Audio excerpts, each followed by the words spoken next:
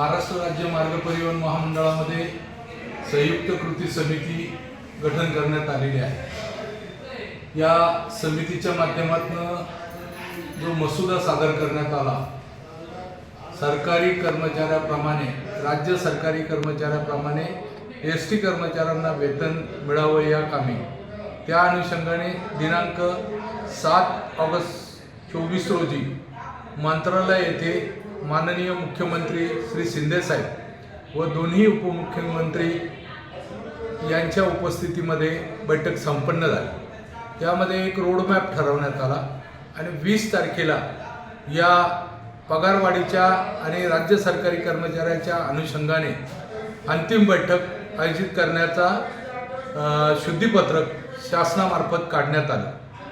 परंतु 20 तारखेपासून आजपर्यंत कृती समितीने मागणी केलेल्या मागण्यांबाबत राज्य शासनाने अद्यापर्यंत कुठलीही भूमिका किंवा बैठक लावलेली नाही।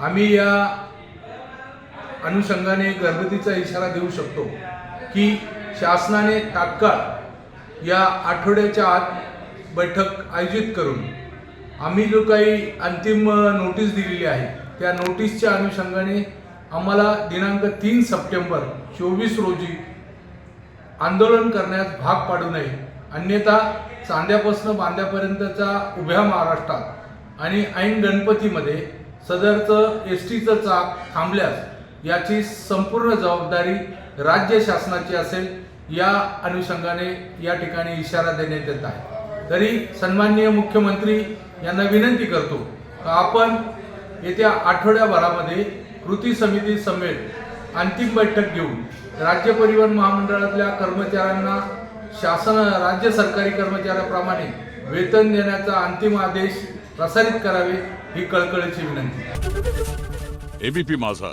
उघडा डोळे बघा नीट।